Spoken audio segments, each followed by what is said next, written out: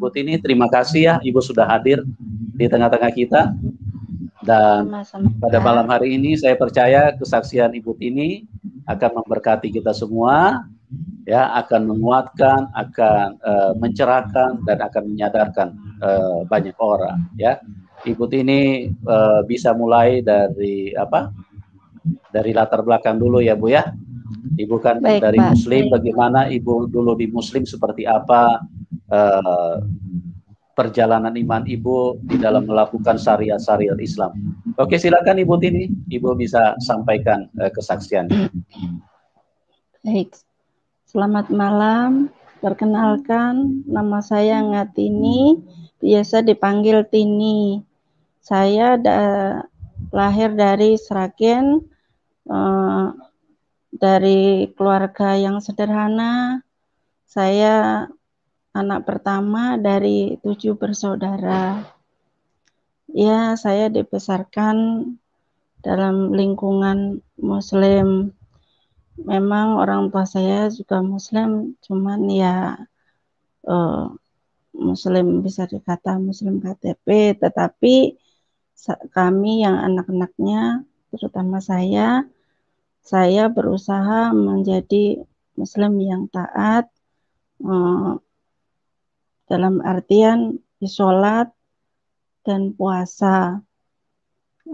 Terus terang saja, saya memang tidak fasih menghafal Al-Quran karena keadaan keluarga saya yang memang benar-benar sederhana. Kami tidak punya banyak kesempatan untuk mengaji seperti yang lain-lain, tapi saya mendapatkan pengajaran dari sekolahan dan dari ikut pengajian. Cuman saya berusaha menjadi Muslim yang taat dengan menjalankan ibadah sholat yang rutin, taat, dan puasa. Sampai pada suatu hari saya beranjak dewasa, saya pergi dari rumah, bekerja, ikut orang, ya, sama yang saya ikutin orang Katolik, tetapi saya tetap menjalankan ibadah saya seperti biasa, tidak ada pengaruh apapun, sampai pada akhirnya tahun 92 saya memutuskan berhenti bekerja dan tinggal di rumah. Di situ singkat cerita saya memutuskan untuk menikah. Setelah menikah, saya dikaruniai 2 orang anak waktu itu. Nah, dalam perjalanan iman saya masih tetap teguh dalam iman saya, walaupun keadaan rumah tangga saya tidaklah bahagia seperti yang saya harapkan. Singkat cerita, suami saya nakal gitulah tuh, dan saya berusaha bersabar hati, mikir kalau semuanya itu yang sudah ya sudahlah, tetapi selalu berulang-ulang sampai pada akhirnya saya hampir putus asa dan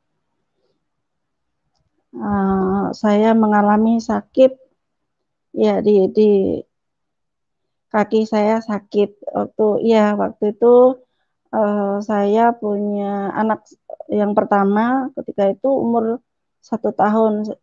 Kami memutuskan pergi ke Sumatera, di sana bekerja, tapi saya mengalami musibah, lalu kaki saya diurut dan menjadi bengkak, akhirnya darah beku, terpaksa saya harus pulang. Nah, ulang saya mengandung anak yang nomor 2, mau dioperasi waktu itu, tetapi nggak bisa karena saya mengandung. Dia bilang nanti kalau udah melahirkan nanti baru operasi, tapi operasinya itu harus diamputasi. Nah, sehingga itu membuat saya takut dan sama sekali tidak berani ke dokter lagi. Sampai pada akhirnya saya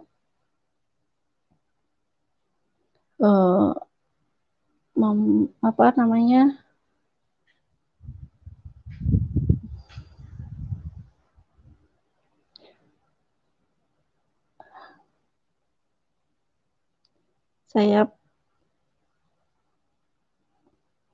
pada saat itu saya pergi ke orang pintar, katanya orang itu bisa menghilangkan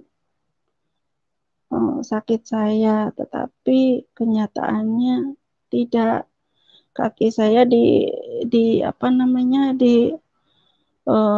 pecahkan, akhirnya seperti kambing dipotong, seperti kambing dipotong. Itu dalam keadaan seperti itu saya melahirkan anak nomor 2. Di saat itu saya mengalami pertarungan antara hidup dan mati, berjuang melawan penyakit saya. Di saat itu saya mengalami seperti itu. Suami saya juga masih tidak berhenti nakalnya.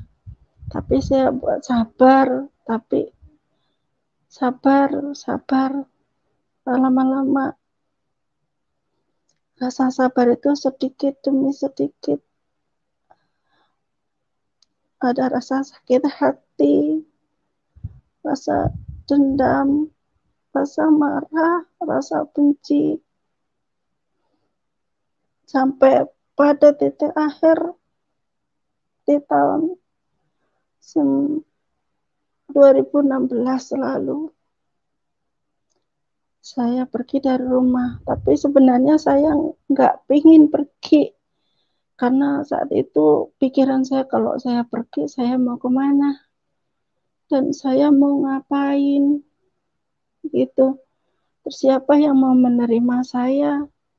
Saya orang cacat, bawa anak pula. Siapa yang mau menerima saya?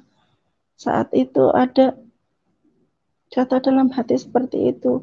Tapi suatu malam ada suara yang berkata seperti di samping telinga saya, lungo, lungo, lungo, gitu sampai 3 kali. Nah, itu suara itu sampai 4 hari saya abaikan. Tapi suara dalam hati, gantian dalam hati ada lagi suara, dah lungo,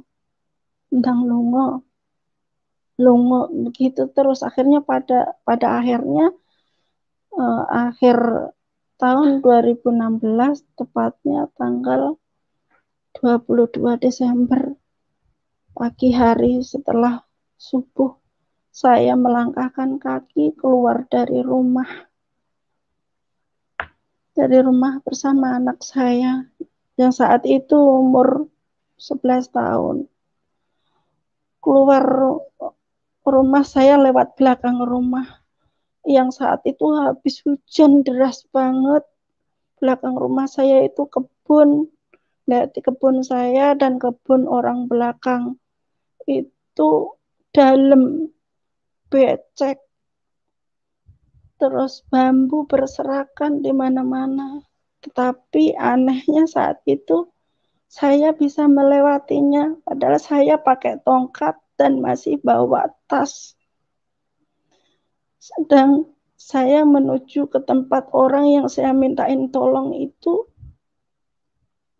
kalau menurut pikiran saya yang seperti biasanya, Saya serasa nggak mampu melewati karena itu jalannya curam, penuh batu-batu. Tetapi saat itu bisa saya lewati dengan gampang. Nah, waktu itu saya minta tolong diantarkan sampai jalan raya.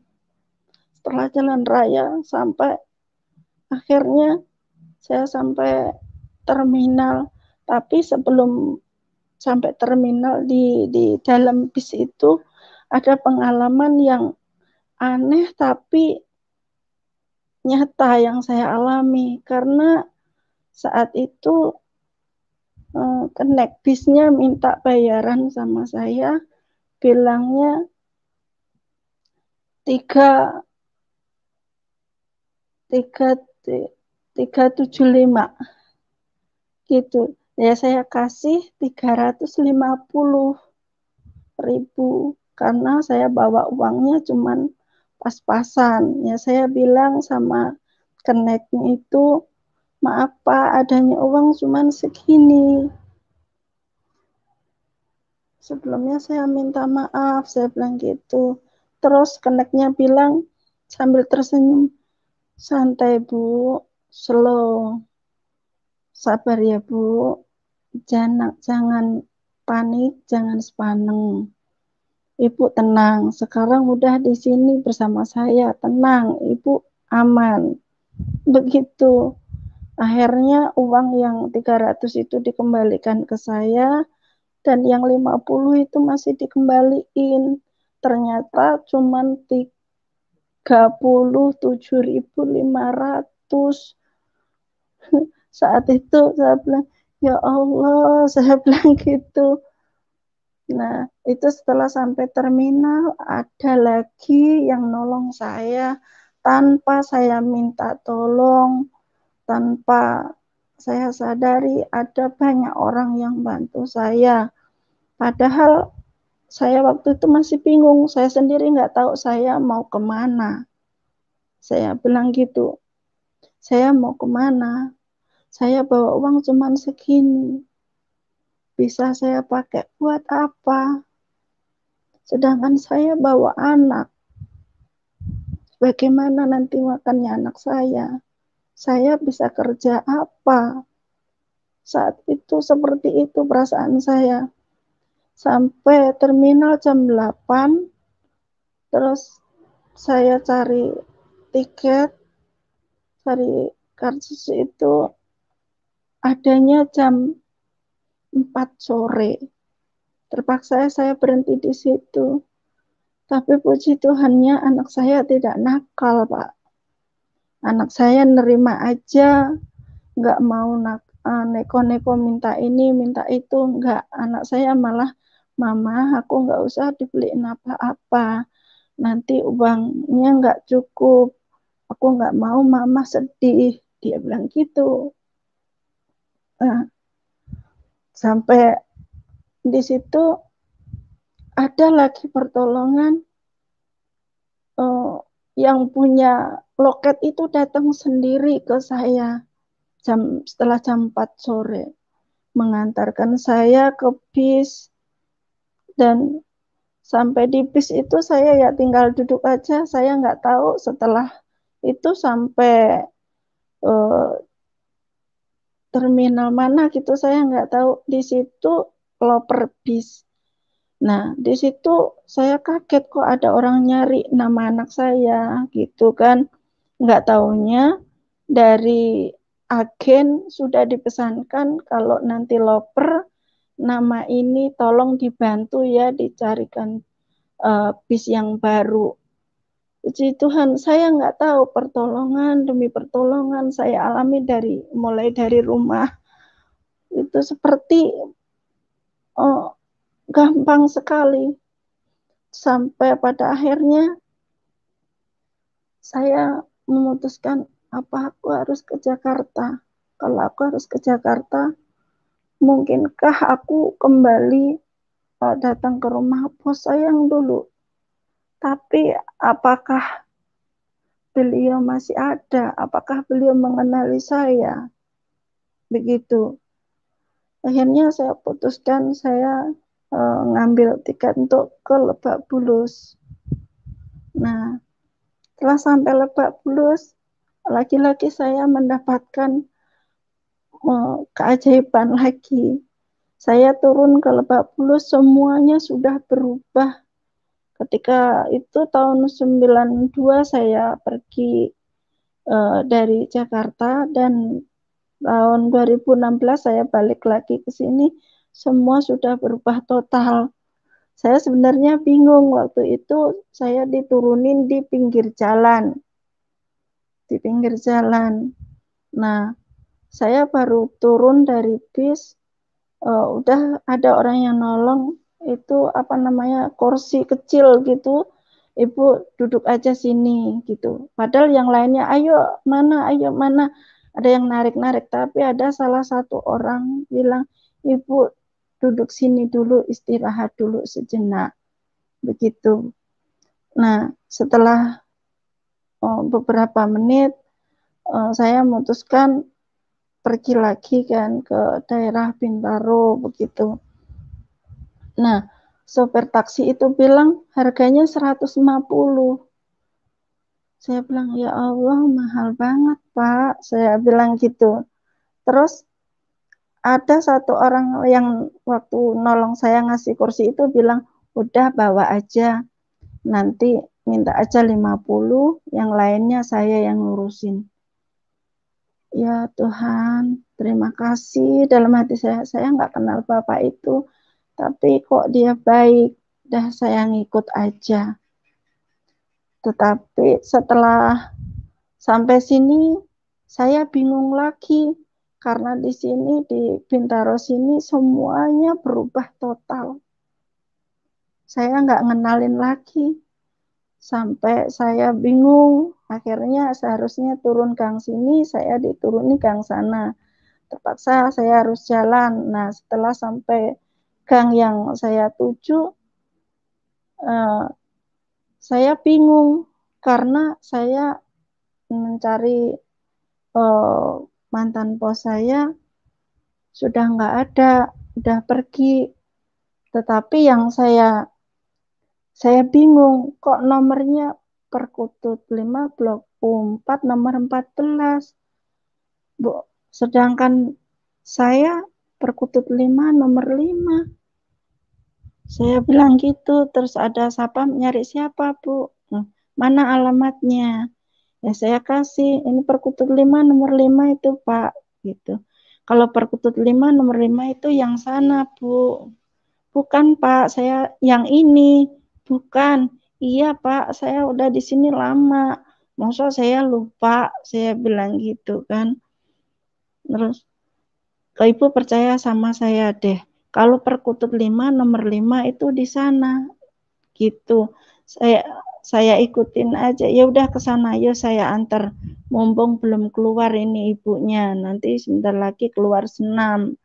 Kata Pak Sapam seperti itu. Yang saya herankan, kok yang ada dalam pikiran saya Perkutut 5 nomor 5. Padahal saya nggak tahu itu Perkutut 5 nomor 5 itu di mana dan siapa. Gitu. Tapi puji Tuhannya lagi, setelah saya sampai di Perkutut 5 nomor 5, saya ketok-ketok, ibunya keluar. Dan ibunya nanya, saya nyari siapa? Saya bilang, saya nyari Ibu Wati. Nama saya bukan Bu Wati. Bu Wati nama anaknya siapa? Waktu itu ibu nanya seperti itu. Saya jawab, anaknya namanya ini. Oh iya, saya kenal. Orangnya sudah pulang ke Jawa, kata ibu. Seperti itu. Terus, sekarang Mbak mau kemana? Ibu tanya seperti itu. Ya, saya jawab, saya enggak tahu, Bu. Saya jawab gitu, memang saat itu saya nggak ngerti sama sekali saya harus kemana. Saya ditunjukin ke nomor ini. Terus ibu bilang, kalau Mbak nggak tahu mau kemana, ya udah, kalau mau tinggal di rumah saya ya tinggal aja di rumah saya, masih ada satu tempat, nanti kita bersihin bareng-bareng, kata ibu seperti itu.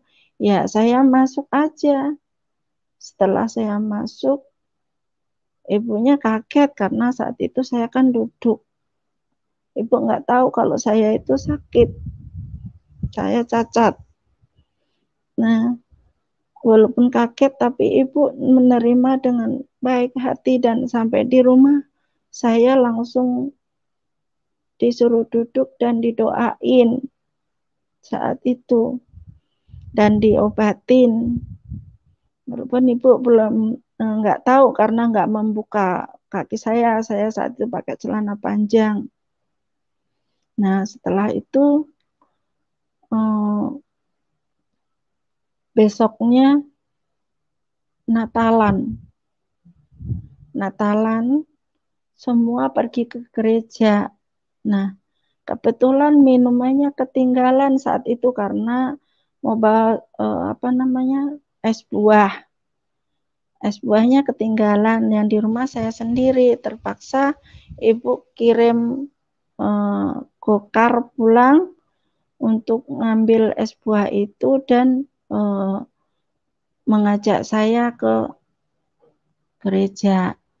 Ya, karena saya saat itu saya ngerasa saya di sini kan orang baru dan saya numpang, yang punya rumah menginginkan seperti itu, ya saya ikutin gitu.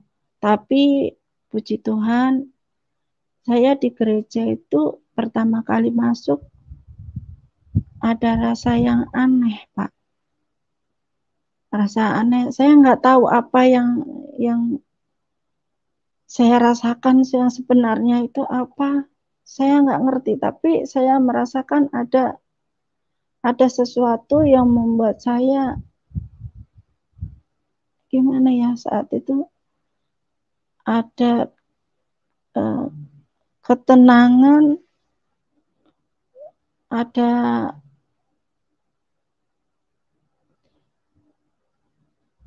kayak gimana sih, bergetar tapi ada rasa seneng gitu loh, Pak.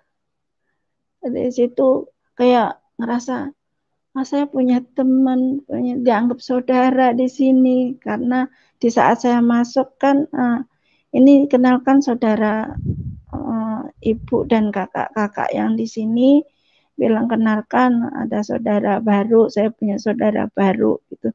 Di saat itu rasanya kok mau ya mereka orang-orang ini sama saya yang seperti ini. Mereka nggak memandang siapa saya dan dari mana saya dan bagaimana keadaan saya. Saya merasa dihargain. Nah, itu awal mula saya merasakan ketenangan.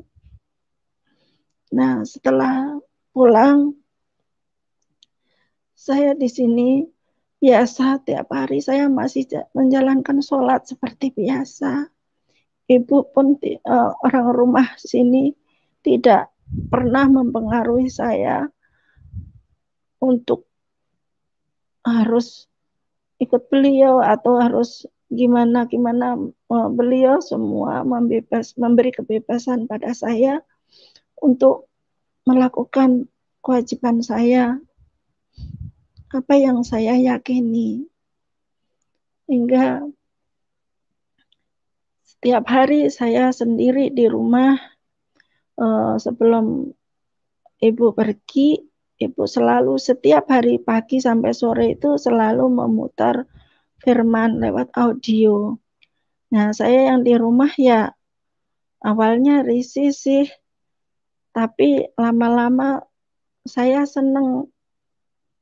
merasa senang. Pertama jadi teman, kedua firman-firman yang tokoh-tokoh yang ada di firman itu seperti yang tokoh yang ada di Al-Qur'an. Akhirnya saya dengerin gitu. Tapi di saat saya dengerin itu ada perasaan ingin tahu. Di situ ada kata-kata kasihilah musuhmu. seperti kau mengasihi dirimu sendiri. Doakan musuhmu, berkati dia. Sedangkan saya saat itu ngerasa orang sakitnya kayak gini kok suruh berkati, suruh ngampuni, suruh ngasihi, gitu. Terus ada lagi saya dengar saat itu, bila kamu disakitin orang, bila ditampar gigi di pipi kananmu, berikanlah pipi kirimu. Itu. Nah, di situ saya berpikir tidak boleh membalas kalau disakiti, harus mengasihi, mengampuni. Seandainya saya bisa melakukan itu semua, alangkah damainya ya hidup ini. Saya bergumam sendiri di rumah. Dan akhirnya pada suatu malam saya mimpi di tengah seperti perkebunan teh itu, tapi panjangnya, tingginya sama, terhampar luas tanpa pangkal, tanpa ujung. Saat itu saya seperti berada di tengah-tengah. Saya bingung. Saya mau pulang kemana?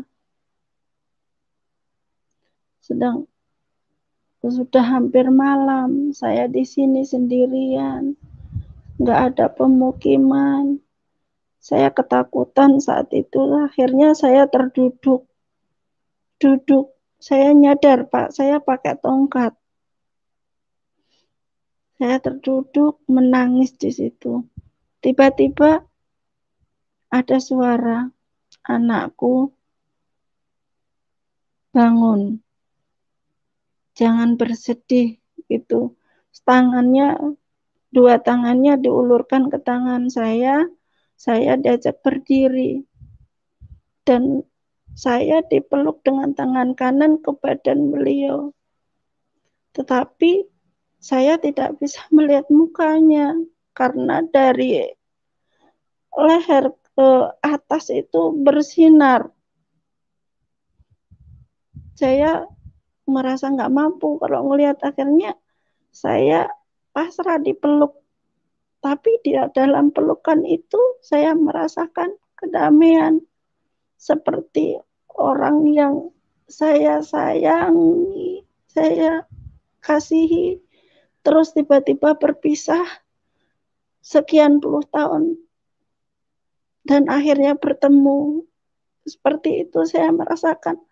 Saya merasa nyaman, saya merasa senang, dan dalam hati ini yang akan menyelamatkan saya, ini yang akan melindungi saya. Dalam hati saya berkata seperti itu. Nah, di saat beliau memeluk saya, beliau berkata, akulah jalan kebenaran, akulah jalan yang lurus dan jalan kebenaran. Beliau bilang begitu. Nah, setelah itu saya baru tahu bahwa Tuhan itu sebenarnya saya adalah jalan kebenaran dan hidup. Itu yang sebenarnya. Tapi di saat saya setiap sholat kan saya bilang, Tuhan, tunjukkanlah saya jalan kebenaran yang lurus. Jalan mana yang harus aku tempuh, Tuhan, supaya saya tidak terus-menerus seperti ini. Saya ingin hidup tenang, hidup damai seperti yang lain. Saat itu saya berdoa seperti itu. Pada akhirnya malam saya dimimpiin seperti itu. Tapi saya belum tahu kalau itu Tuhan Yesus. Karena biarpun dulu saya ikut orang Kristen, di sini pun juga orang Kristen, tapi saya kan enggak begitu peduli gitu. Saya hanya meyakinin bahwa agama saya yang benar begitu. Nah, setelah itu berlangsung berapa bulan, karena saat itu setelah saya dipeluk dan akhirnya saya dilepaskan, sekarang pulang ya, orang itu bilang gitu, pulang, dan saya dikasih sobek kertas yang bertuliskan 5773. Nah, itu suruh bawa, terus saya ditunjukin jalan ini, nanti kamu lewat jalan yang lurus ini terus. Nanti kalau kamu tersesat atau nggak tahu, nanti tanya sama orang yang terdekat. Beliau bilang gitu. Akhirnya setelah sekian bulan saya tanya sama ibu, saya mimpi seperti ini, saya tunjukin, saya ceritain apa yang saya mimpiin. Terus Ibu Susan bilang, itu Tuhan Yesus. Kapan Mbak Tini liatin Tuhan Yesus? Saya cerita, malam itu Bu, saya diimpiin seperti ini. Oh, itu Tuhan Yesus. Terus yang 5773 itu saya pernah nemu kalender, yaitu tanggalan Israel, yaitu 2013. Nah, saya baru ingat lagi tahun 2013 juga saya pernah ditemuin orang yang seperti itu, tapi saat itu beliau bilang, anakku ikutlah aku, anakku ikutlah aku, sampai 3 kali. Tapi karena saya belum tahu apa-apa dan lingkungan saya sama sekali tidak ada yang mengenal Yesus, ya saya pendam sendiri, dan saya malah mikir apakah saya sudah mau meninggal ya. Akhirnya saya pikir itu malaikat Allah gitu. Apa saya udah mau meninggal ya? Kok saya ditemuin orang malaikat Allah ya. Dan akhirnya hari-hari saya jalanin dengan hati-hati sekali. Nah, setelah saya dikasih tahu kalau itu Tuhan Yesus, terus ya saya masih biasa saja tadinya, tapi lama-kelamaan saya merasakan ada yang aneh. Setiap dengar firman itu seperti saya pengen menyimak gitu. Lanjutannya bagaimana gitu. Terus pada akhirnya itu saya kok ada rasa ketenangan, karena di sini saya tidak hanya mendapatkan satu, karena iman timbul dari pendengaran akan firman Tuhan. Jadi enggak cuma satu, saya 3 dapatkan sekaligus. Pertama, saya dapat dari firman. Kedua, saya mendapatkan perlakuan dari keluarga sini begitu baik, rendah hati, tanpa memandang siapa saya dan dari mana saya. Beliau semua memperlakukan saya seperti keluarga sendiri. Itu poin kedua. Dan poin ketiga, keluarga ini begitu taat sama Tuhan dan selalu mengajarkan yang baik-baik walaupun sampai perkataan sekalipun. Itu saya selalu diajarin, sudah ikhlaskan, doakan, ampuni. Selalu saya dicekokin kata-kata itu dari ibu. Hanya saya merasa kok damai ya, gitu. Akhirnya ya sudahlah, bukan saya yang mencari Tuhan, tapi Tuhan yang mencari saya. Ya Tuhan, akhirnya saya tunduk kalau memang ini jalan hidup saya, karena Tuhan tidak hanya sekali, 2 kali menemuin saya di saat hati saya hancur. Tuhan menemui saya. Akhirnya saya turut ke gereja setiap minggu. Pada akhirnya saya minta dibaptis. Saya minta dibaptis tahun 2017, pas hari Paskah saat itu, karena saya mengambil hari lahir saya, gitu, pas hari lahir saya saat itu, pas Paskah, dan saya minta dibaptis. Sehabis dibaptis pun saya merasakan kejadian yang aneh. Saya sendiri nggak ngerti apa yang terjadi dalam diri saya. Setelah saya dibaptis itu, saya tuh ngerasa kayak pede gitu. Saya pengen tersenyum, terus pengen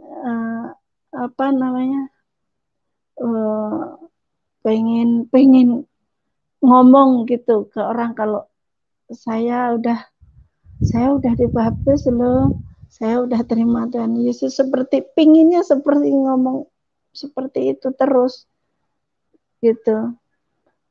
Seperti kayak anak kecil dibeliin baju baru, pengen pakai, pengen pamer begitu. Rasanya saat itu seperti itu. Dan setelah dibaptis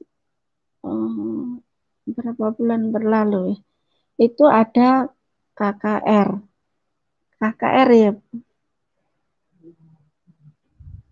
ada healing workman. Nah itu saya didaftarin dibantu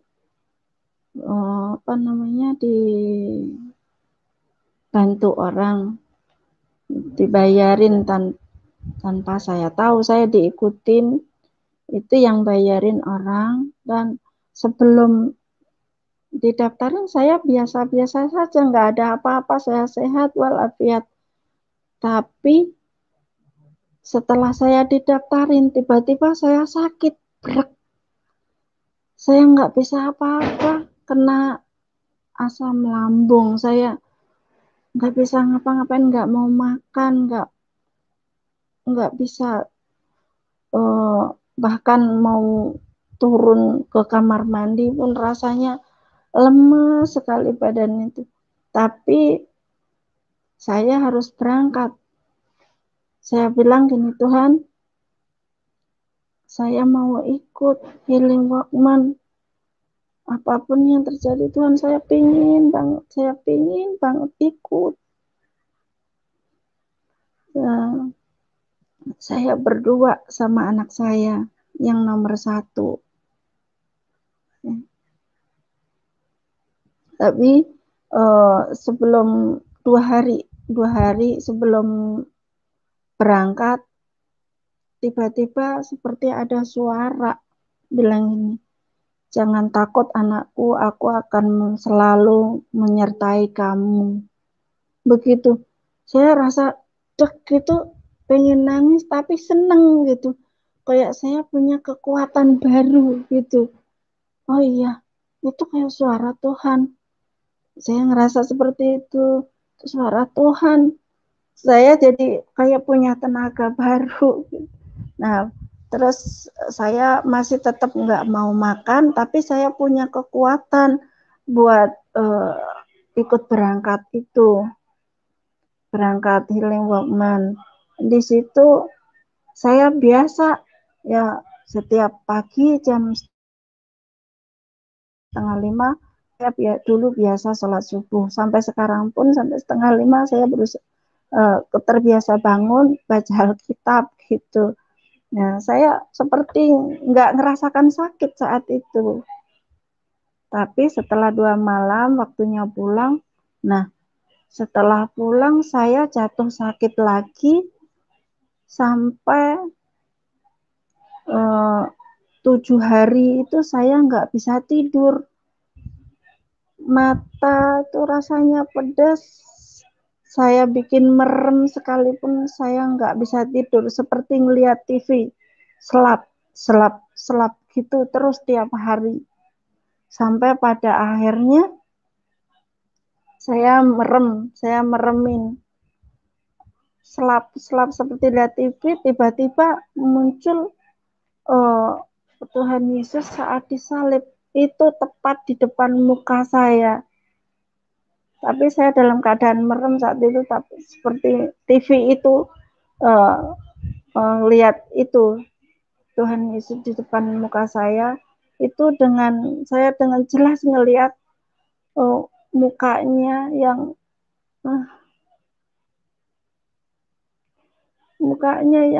lebam semua, matanya yang satu sudah bengkak besar sekali.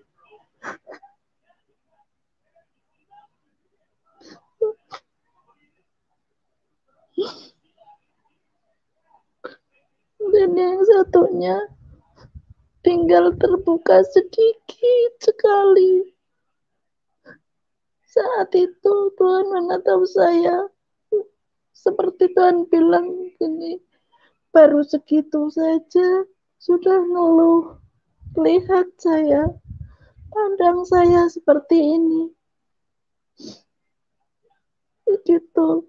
Dan saya melihat dari duri yang tertancap di kepala itu keluar darah, menetes ngelewatin mata yang tinggal terbuka sedikit itu.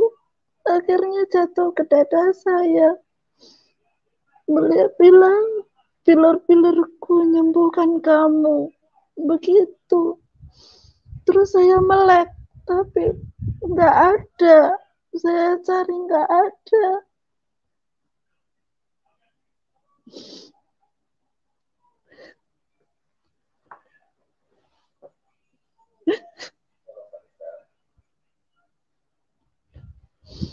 Nah, setelah itu saya berangsur-angsur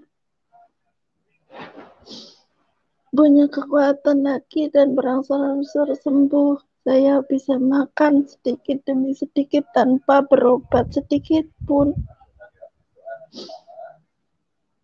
Akhirnya saya sehat. Dan saya dari mulai pertama ke gereja sampai tahun kemarin sebelum pandemi, saya hanya 1 kali nggak ke gereja. Nah, akhirnya saya rutin lagi ke gereja, dan di dalam gereja itu pun saya sewaktu doa, pujian, penyembahan, itu saya juga diperlihatkan seperti saya bawa ke taman. Pernah saya lagi pujian, penyembahan, itu seperti ada tangga yang naik ke atas sampai tinggi sekali. Nah, di atas sana ada Tuhan yang mengacungkan tangannya pada saya, dan di belakang beliau seperti ada matahari. Itu terjadi berulang-ulang. Pernah suatu malam saya juga pujian penyembahan sendiri di kamar.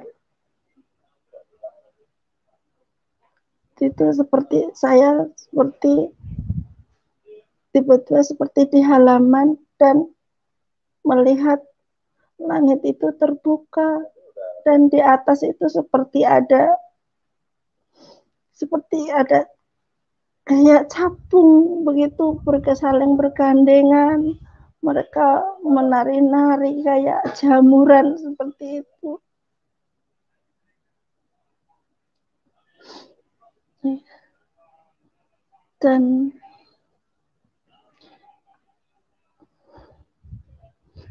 Dan lagi di saat malam, tengah malam, jam 1:30, saya sendirian di kamar bangun, memuji sendiri, menyembah sendiri. Tapi akhirnya pada akhirnya saya bilang sama Tuhan, Tuhan, sekarang saya mau tidur ya. Saya mohon kasih mimpi yang indah tentang Kau ya Tuhan. Itu. Tiba-tiba malamnya saya mimpi seperti ketemu Tuhan dan diajak main peta umpet. Seperti, ayo anakku, aku di sini gitu. Di mana sih Tuhan? Gitu. Aku di sini gitu. Aduh, aku capek Tuhan. Saya bilang gitu. Jangan bilang capek anakku. Gitu. Saya merasakan kasih Tuhan yang begitu luar biasa. Puji Tuhan, perlahan-lahan rasa sakit hati, rasa dendam, rasa benci, dan rasa kecewa yang terlalu dalam itu perlahan-lahan hilang. Dan saya menganggap, ya sudahlah, memang saya tidak bisa memaksa walaupun itu suami saya sendiri. Saya tidak bisa memaksakan kehendak. Saya serahkan aja semuanya sama Tuhan. Biarlah Tuhan yang memimpin dia dan yang menjamah dia. Dan sekarang sekalipun masih tetap nakal, saya biasa saja kalau dia datang ke sini menemui saya, ya nggak ada rasa apa-apa, biasa saja ya nggak ada rasa benci gitu. Kadang ngerasa kasihannya, Tuhan sampai kapan ya suami saya begini, sampai kapan ya Tuhan suami saya bisa tobat. Saya begitu. Dan sangat sungguh luar biasa kasih Tuhan setelah saya menerima Tuhan. Dan Tuhan pun berfirman, carilah dulu kerajaan Allah, maka kau akan ditambah-tambahkan. Puji Tuhan, saya seperti orang haus dan lapar, walaupun saya tidak tahu itu, ya baca, pokoknya baca dan baca. Saya penasaran kan, tokoh-tokoh yang di Al-Quran itu ada di sini, coba saya baca semua, saya baca gitu, walaupun awalnya saya tidak tahu, tapi dari ketaatan saya, Tuhan Yesus memang baik, sungguh baik, teramat sangat baik sama saya. Saya terus terang bukan berkatnya atau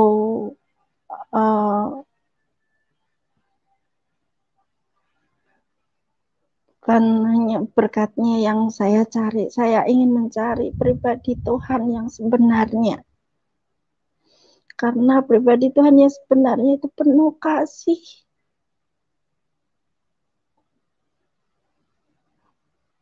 Penuh kasih. Sehingga saya bisa berubah. Bisa menghilangkan rasa itu semua. Sungguh luar biasa. Padahal sebelumnya sekian puluh tahun saya jalani hidup saya, rasa itu makin tertanam dalam hati saya, sampai-sampai saya hampir bunuh diri karena saya nggak kuat menjalani hidup, karena saya nggak punya teman untuk berbagi.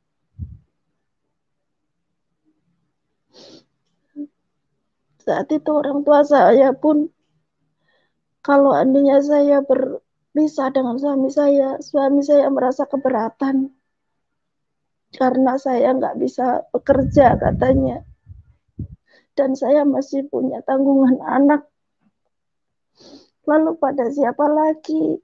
Saat itu saya selalu diintimidasi sama iblis. Iblis bilang, untuk apa kamu hidup? Kamu udah nggak diperhatiin suami kamu udah nggak dipeduliin, kamu disia-siain, kamu sudah nggak dianggap, kamu sudah tua, kamu jelek, kamu udah cacat, ngapain lagi? Udahlah, mati aja, nanti semuanya selesai, begitu. Tetapi di saat saya seperti itu, ada ya sisi lain bilang, jangan, nanti kalau kamu mati, anak kamu bagaimana? Ini ada kamu aja, anak kamu disia-siakan. Nanti bagaimana kamu tinggal?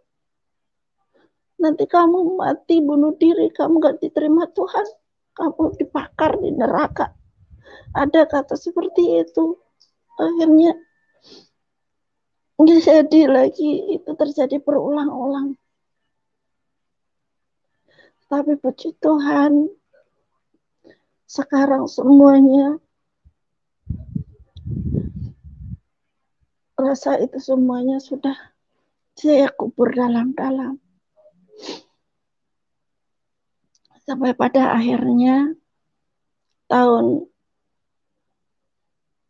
2018 kami satu gereja pergi ke puncak tahun baru di sana ya Bu, akhir tahun ya, di puncak. Di saat itu malam tahun itu Pak hamba Tuhan bilang, siapa yang mau berdoa untuk 2019 silahkan berdoa.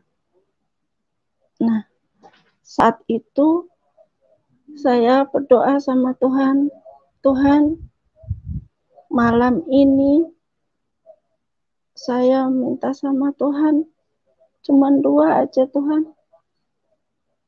Selamatkan seluruh keluarga saya dalam satu iman Tuhan, yaitu beriman padamu ya Bapa. Dan yang kedua, saya pingin kaki saya disembuhkan, bisa berobat tanpa biaya sepeser pun. Karena saya nggak punya uang Tuhan. Saat itu saya bilang seperti itu. Puji Tuhan, Tuhan itu memang baik. Tuhan itu memang baik. Tuhan mengabulkan semua permohonan saya. Satu persatu keluarga saya dibaptis. Dan yang terakhir, anak saya yang kedua nusul ke sini karena dia juga ditinggal suaminya. Nakal. Nusul ke sini dan dia mau dibaptis. Dibaptisnya hari Minggu, dan hari Senin saya dapat pemberitahuan dari Rumah Sakit Cipto Mangunkusumo untuk hari Selasa dioperasi. Padahal hari Senin itu anak saya baru ngambil surat rujukan di Pasar Minggu. Nah, akhirnya waktunya kejar-kejaran. Padahal kalau dipikir,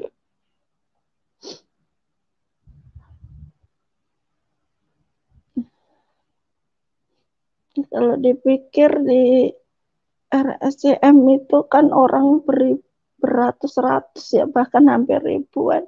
sampai bertahun-tahun pun belum ketanganan ada. Sedangkan saya malah dokternya yang nyari saya.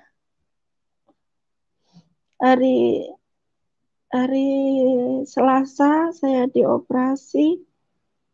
Hari Sabtunya saya pulang, hari Minggunya saya sudah ke gereja lagi. Penyembuhannya sungguh luar biasa, cepat sekali, tanpa keluhan. Itu semuanya berkat kemurahan Tuhan. Tuhan yang sungguh luar biasa memelihara kehidupan saya dan keluarga saya. Saya tidak menyesal. Karena Tuhan sendiri yang memilih saya. Saya bangga memiliki Tuhan Yesus. Karena saya bisa merasakan kasih-Nya. Dan saya bisa mengasihi orang yang saya benci.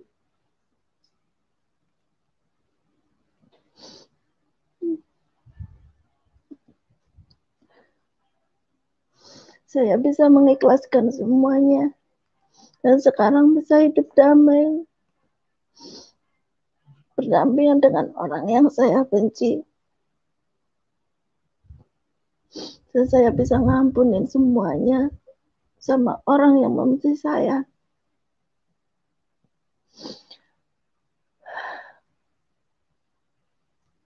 Terima kasih, Pak.